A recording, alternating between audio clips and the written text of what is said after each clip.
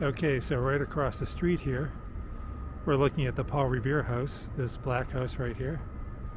On the night of April 18th, 1775, silversmith Paul Revere left this small wooden home and set out on a journey that ultimately made him a legend. Okay, so we're going to cross the street and walk right past it.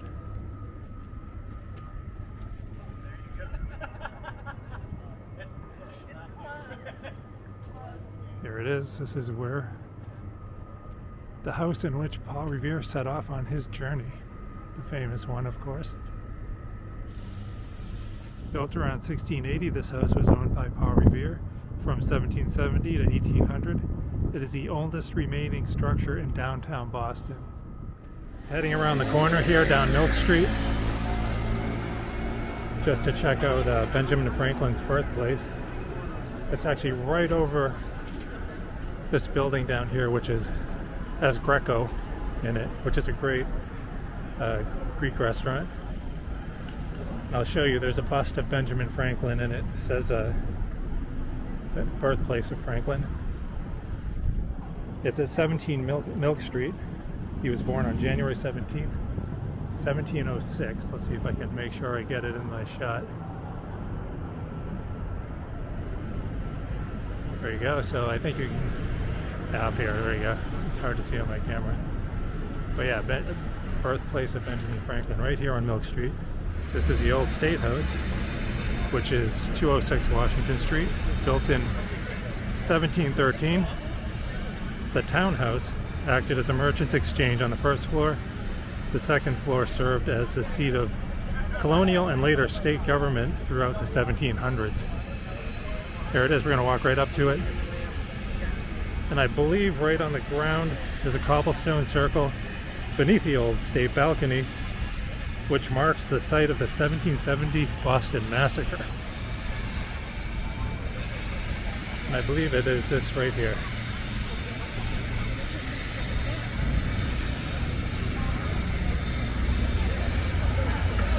There it is. Site of the Boston Massacre. March 5th, 1770. Pretty cool. Not cool that it was a massacre, but historically cool, of course. There are tours available, I believe, for the old State House. I'll post a link in my in the description. In the State Street station, on the orange line, it's right in the part of a building. There's the old State House Museum. So yeah, I'll post links to anything that you can tour or check out in the description, so check that out. We're going to come around and take a look at the front, and then we're going to continue down Washington Street.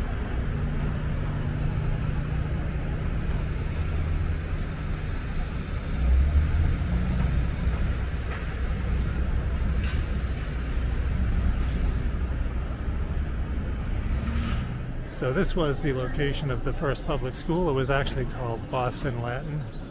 That is the Boston Latin School. Currently it's actually the location of the Ruth's Chris Steakhouse.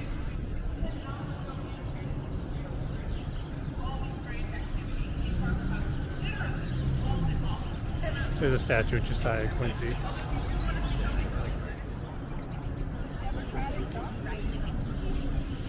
So this obviously isn't the original building that was here. There's been a few.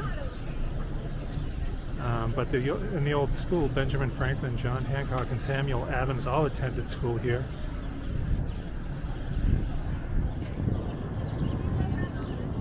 Interestingly, Benjamin Franklin actually dropped out. There's actually a statue of him over here. See the Declaration of American Independence.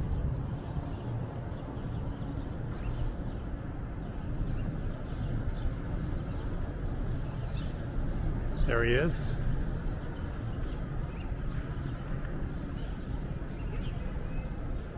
So this building was a Suffolk County courthouse in 1810. It was designed by renowned architect Charles Bulfinch. It was erected here and remodeled by Gridley J.F. Bryant and Arthur Gilman. It served as Boston's second city hall from 1841 until the governing body outgrew the space in 1862.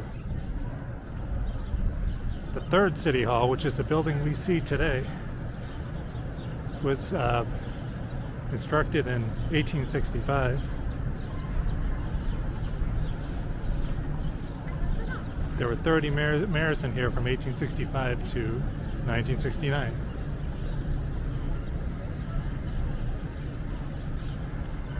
From 1969 to 1971, they converted it, and it was one of the first examples of adaptive reuse. In the 1960s, the concept of recycling outdated public buildings was untried, and they successfully converted it.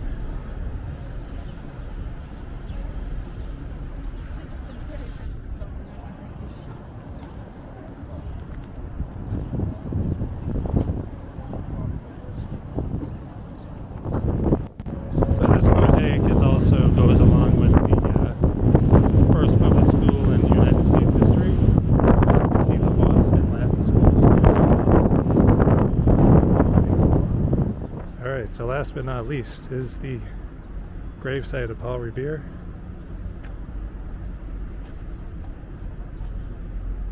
Paul Revere is, of course, famous for alerting colonial militia of British invasion before the battles of Lexington and Concord.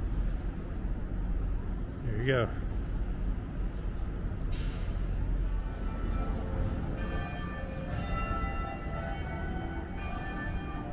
You can see we're going to walk by Park Street Station.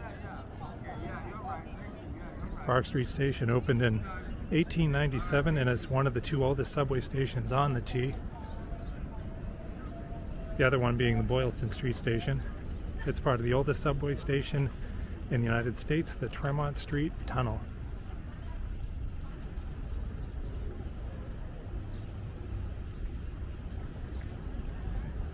Looks like they have some sort of exhibit going. See the Old South Meeting House now.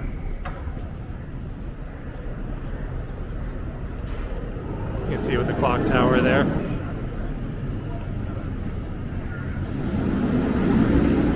It's at 310 Washington Street, built as a Puritan meeting house in 1729. This is the building where Samuel Adams gave the signal that started the Boston Tea Party. It's a red brick building here with a clock on it.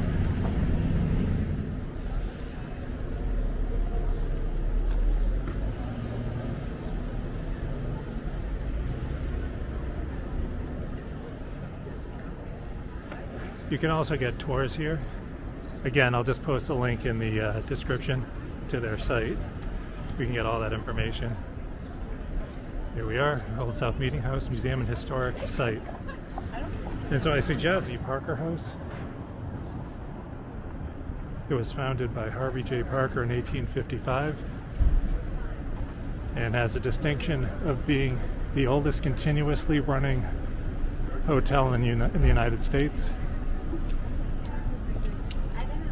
Also, the inventors of the Boston cream pie, which is very important. As you can see, this whole street too runs along the Freedom Trail. Starting with Quincy Market here, to my right. It was built from 1824 to 1826 because foot traffic and total number of vendors were getting too much for neighboring Faneuil Hall, which was the original building at the end here, which we'll go over. This whole area is actually known as Faneuil Hall. And Quincy Market is just this building that goes down the center. It was named after second Boston Mayor Josiah Quincy, who organized its construction.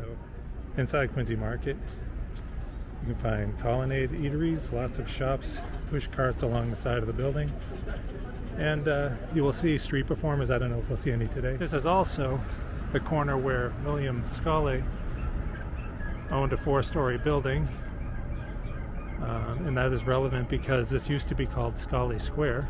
It was called Scollay Square from 1838 to around 1962. Of course, it was named after William Scollay, who owned the building that was on the corner of Cambridge and Court Street.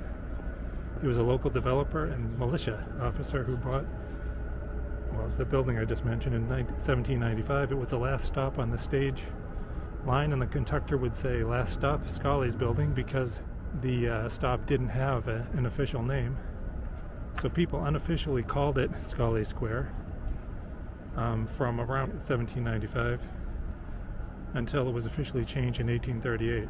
Scollay Square was bulldozed down to make way for the current government center in City Hall Plaza in the 1960s.